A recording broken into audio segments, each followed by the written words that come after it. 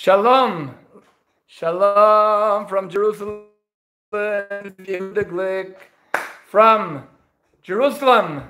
We are today very, very close to the holiday of Pesach. We spoke yesterday about the difference between the names of the holiday. Pesach, Passover, the holiday of Matzah. We spoke about the holiday of spring.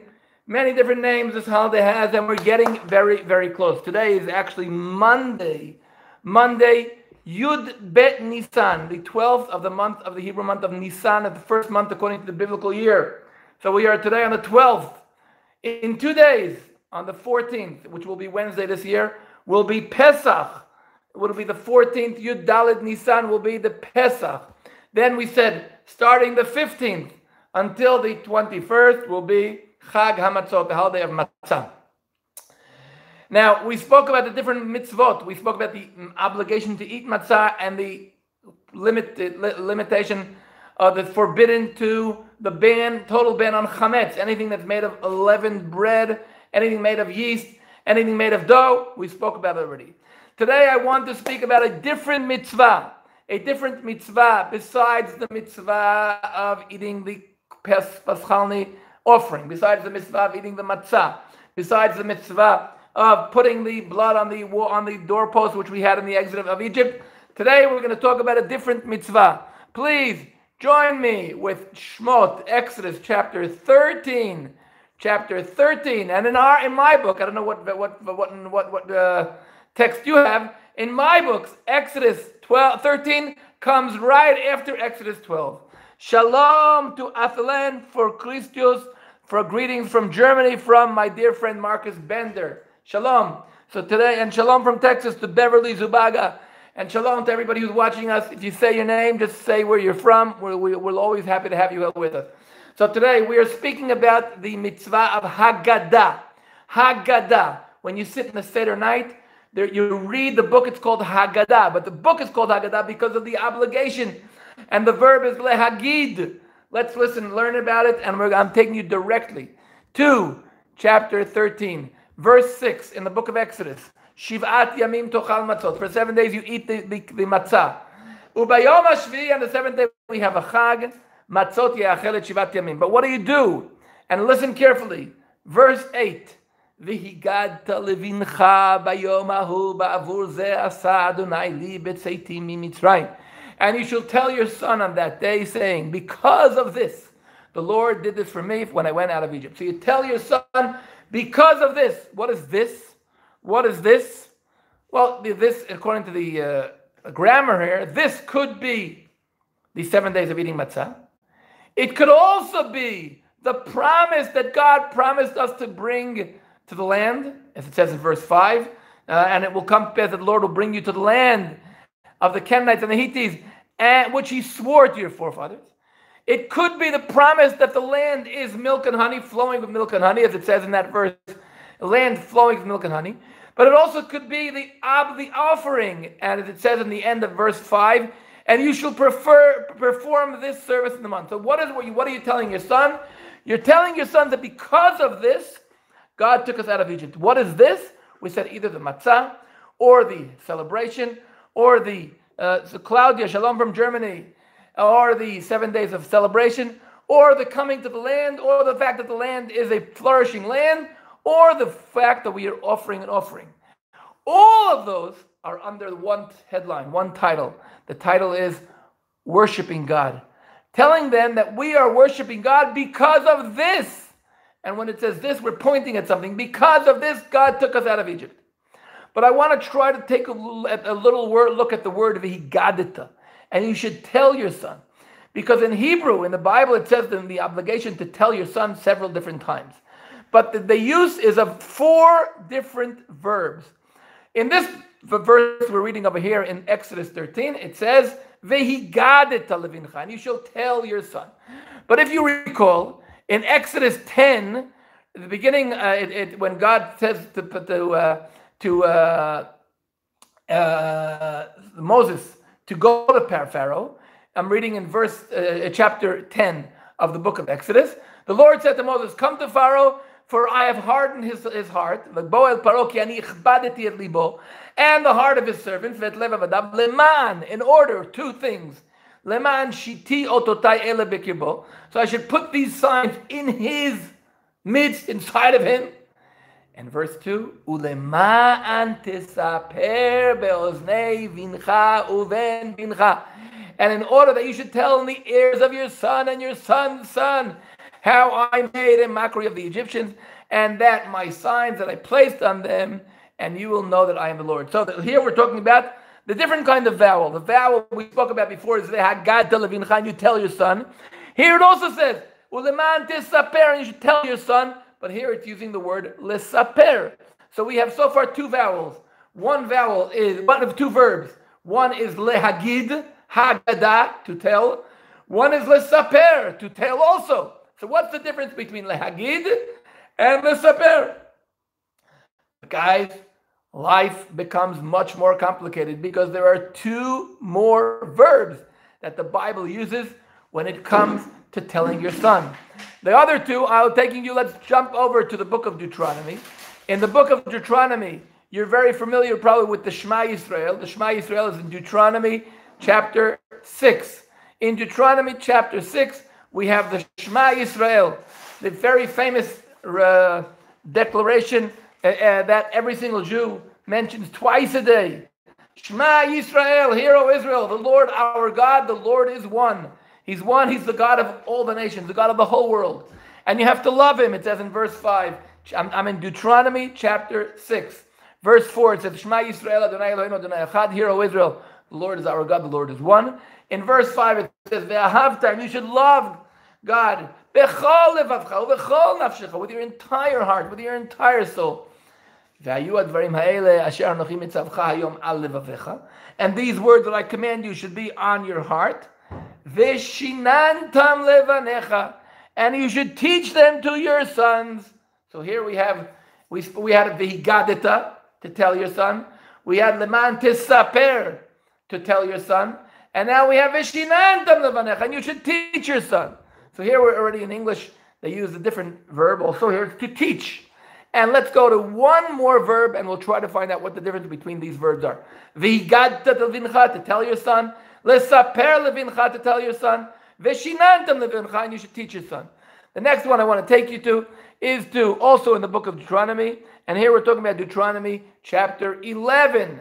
Those of you who are familiar with the Shema, in the synagogue we say this second portion of the Shema, and here we're using a different word. Listen carefully. I am in Deuteronomy chapter 11, verse number 19. I'll start with 18. It says, and you shall put these words on of mine, as God's saying, put my words on your soul, on your heart, and tie them on your hand, put them between your eyes. The word of God should be what guides you day and night. Velimadtem otam livnechem, and you should teach your sons. Here we have a different vowel, velimadtem. So far we have lehagid, vihigadta, lesaper, leman tisaper. We have to tell. We have veshinantam, to teach. And now we have velimadtotam, also to teach. And then we have another one, ledaber bam, to talk about them. So we have so many words in Hebrew for the verb to talk. Maybe because we're such big talkers. Maybe because the nation of the book is also the nation of the mouth and the nation of the talker. But what is the difference between vihigadta, lesaper, velimata, veshinanta, and each one of these verbs? And guys, this is so important. This is so important. Because even in English, you can tell somebody, and three different things to tell somebody. I can tell somebody to do something. That means I could command him. I could tell him, put that away. That's to tell him. I can also tell him that it's 5 o'clock right now. So that's the second tell. I'm giving him information. And there's a third tell. Somebody who, when a mother puts her child to sleep, she tells him or her a story. To tell a story, or to tell somebody to do something, or to tell somebody information. In English, every one of them is tell. In Hebrew, each one of them is different. Vihigadta is to tell somebody information. Vihigadta levincha, Tell him that this thing happened. To tell somebody to do something, you would either use litzavot, to command, but you can also use the word lahagid, to tell, and you're telling him information, and you're telling him to do. Both of them you can use v'higada. But then there's vishinantam, is to teach, and vilimata is to teach. But vilimadita is to teach the very first time, the basic. You teach your son. But vishinantam is you repeat and repeat and repeat and repeat and repeat until it's part of him. And therefore the love of God we have is supposed to be part of the nature of the child. So that's vishinantam. You teach your son, it's supposed to be part of his characterism, part of his personality, part of who he is, part of his identity. That's what's at vishinantam. So there's vilimata, to teach. Vishinantam, you'd say to educate, maybe to educate and repeat and repeat. But now we're getting to the final one, and that is to saper. Lesaper is to tell a story. Today we would use the word narrative. When we are telling the story, when we are telling our children about the exit from Egypt, the command that our scholars teach us is the word is to lesaper. Sipur Yetziat Mitzrayim. You're supposed to lesaper all night. You're supposed to lesaper while you are all actually acting and making a repetition of what was. You're supposed to feel, our scholars say, you feel as if you yourself are going out of Egypt. You're telling a story. When you're telling a story to your children, first of all, when you tell somebody to do something, he'll either say yes or no. When you're telling somebody information, he'll either remember it or forget it. But when you're telling a story, the child is listening, and you and the child become one. So when we are telling the story of the Exodus from Egypt, the obligation is we take and we eat the food that was eaten when they exited. We eat the matzah to remember the Exodus. We spoke yesterday about two different kinds of matzah. There's the matzah where we remember that we were slaves, and there's the matzah that we remember that God took us out of Egypt. That's the matzah. But when you tell the story, eating the matzah and eating the bitter herbs and eating the food and celebrating, then you're telling a story that you and your child are both living the story today. You're living the story as if you yourself are experiencing exiting from Egypt right now. And you're understanding that if God wouldn't have taken us out of Egypt, we would be slaves to Egypt till this very day. We would not be free people to serve God. So here comes the Bible and tells us that on the night of Passover, and that's what we do. We do. Shalom from Hong Kong. We love you. Jen, thank you. Thank you for joining us. So when we deal with the possibility of studying, of teaching, of doing the Seder on Passover night, we're not just passing information. We're not just telling. We're not even educating. Of course, that's one of the means of education. If you want the best way to educate, you don't tell a person to do something. But here the Torah, the major idea is lesaper. Lesaper, as we say today, to share the narrative. A narrator. We're telling the story of the exit from Egypt as if we are experiencing, because we are actually there.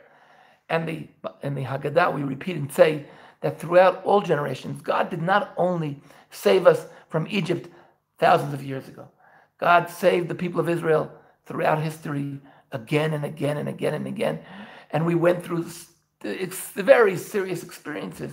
We went through serious experiences, whether they were trying to force us to forge our religion, or they're trying to force us to give up our dream, to come back to Israel, to come back to Jerusalem, to come back to God. They were trying to force us a different kind of religious coercion. They were trying to kill us. We survived, all because God had promised Abraham. And he told Abraham, I'm making a covenant with you. God made a covenant with Abraham and Isaac and Jacob and said, your descendants will be my first son. Your descendants will be my son, which will lead the word of God to the nations. That is what God chose the people of Israel for. But a covenant that God made was not only with the people of Israel. God made a covenant with the entire world. God promised at the time of the flood, in the time of Noah, God said it's an eternal covenant. I will not ever destroy this world. We will never see. The seasons of the year will not stop. The day and the night will not stop. Summer and winter will not stop. The rules of physics will not stop. God promised with the world. He made a covenant with the entire humanity. God said, this is an eternal covenant with humanity. He will never destroy his world again. The same covenant he said when he took people of Israel out of Egypt, the plagues he brought in Egypt will never be brought again because God is our healer. Until this very day, though we are going today through different obstacles, we know God is going to heal us. God is going to take us out of the suffering of the coronavirus, not only in the physical way, not only in the mental and the psychological challenge we're going through right now, but also in the economical, in the financial, in the back to a normal routine. God is going to preserve us. God is going to protect us. God is protecting us every single day. And this is what we're going to tell our children. And this year, we're going to be alone. Every family alone, but we're not going to be alone. We're going to be united. The whole world will be together. In Israel now they're having a wonderful, thank you, shalom to Jen, and shalom to Nathan from Tanzania. Wow, we're so wonderful to have you here. So this year, we're going to all be alone in our house, but nobody's going to be alone. We're all going to be together. We're going to tell the story. We're going to tell the story of the covenant that God made with the people of Israel, the covenant that God made with humanity, and we're going to see it, and we're going to experience it. And that was the best level of education, because we're going to eat the food, and we're going to go back to where we were when we first were born, because the nation of Israel was born in the womb of Egypt, and we came out of Egypt to become servants of God. So today, from Jerusalem, I am so proud of all the people that joined us today and all the people from all over the world that are joining us. Tomorrow, we're going to stand again opposite the Temple Mount, and we're going to have a global prayer. Join me tomorrow at 2 p.m. We're going to have a global prayer opposite the Temple Mount. Hopefully, everything will go okay. We're going to have a prayer for the world. We have a prayer which we printed already in several different languages. We're going to share it with you all. We're going to pray opposite the Temple Mount. God bless you all. My dear friends, thank you so much for joining me every single day. I love you, and shalom from Jerusalem.